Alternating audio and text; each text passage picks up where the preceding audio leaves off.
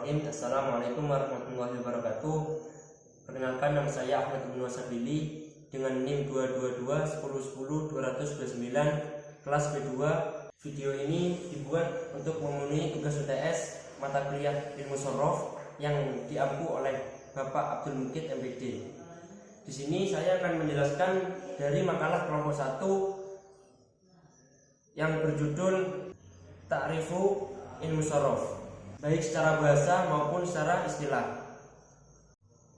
Adapun susunan yang akan saya jelaskan pada video kali ini yaitu meliputi satu pendahuluan, yaitu pendahuluan tersebut yang melingkupi pengertian ilmu sorof menurut secara umum. Yang kedua yaitu pembahasan.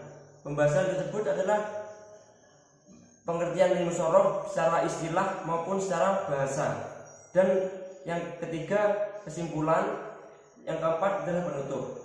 Di sini saya akan menjelaskan pendahuluan terlebih dahulu tentang ilmu sorof.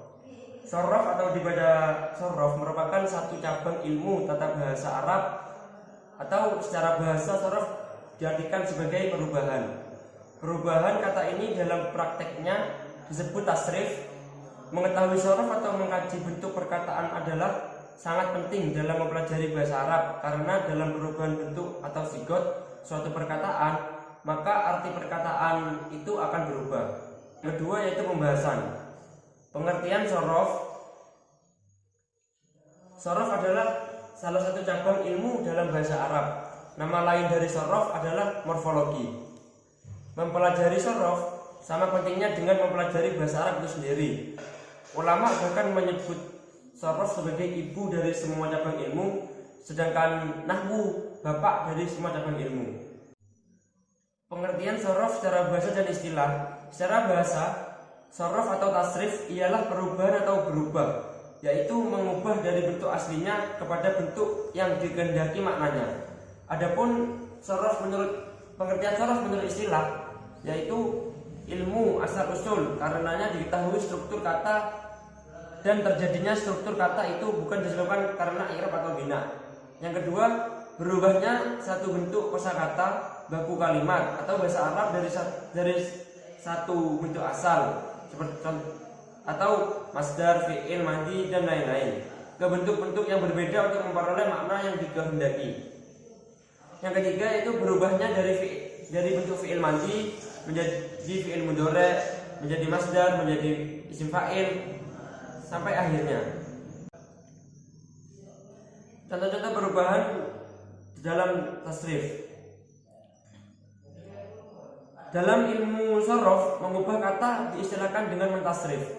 Contoh kataba yang berarti telah menulis, kita ubah menjadi kata yang lain, menjadi yaktubu, kitabatan, katibun, maktubun, uktub ila akhirih.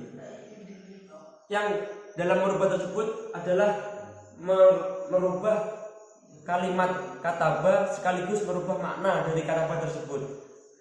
Makna tersebut berubah tergantung sigot yang kita ubah.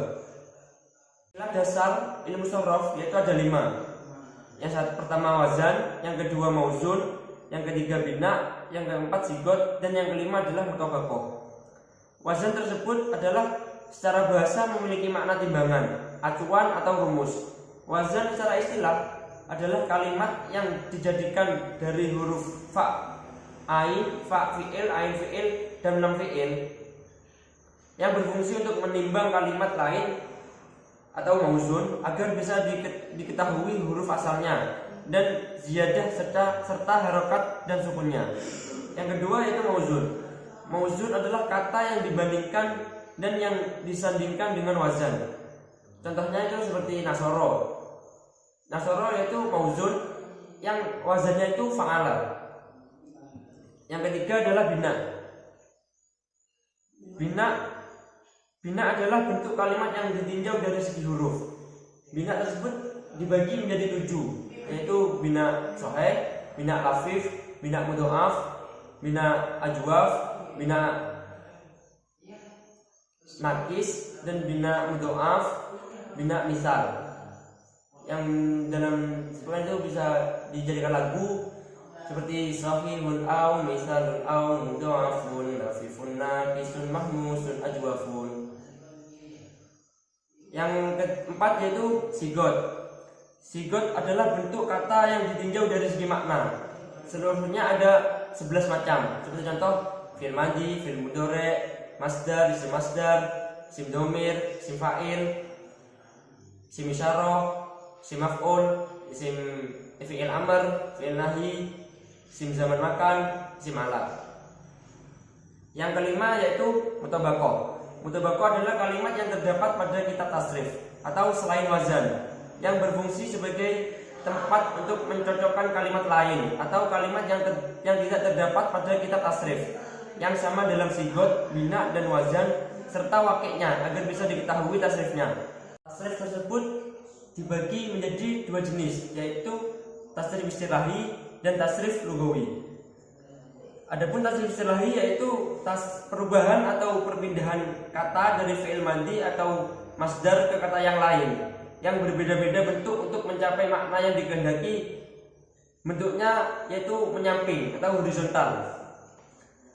Adapun tasrif lugawi adalah perubahan atau perpindahan kata ke bentuk yang lain dengan memperhatikan jumlah serta memperhatikan jenis juga kata ganti. Tasrif lugawi bentuknya yaitu memanjang ke bawah atau vertikal. Kesimpulan dari makalah yang saya presentasikan barusan ini yaitu meliputi 1. Shorof adalah salah satu cabang ilmu dari bahasa. Nama lain dari shorof adalah morfologi. Yang kedua, shorof itu istilah shorof terbagi, pengertian shorof ada 2, secara bahasa dan secara istilah.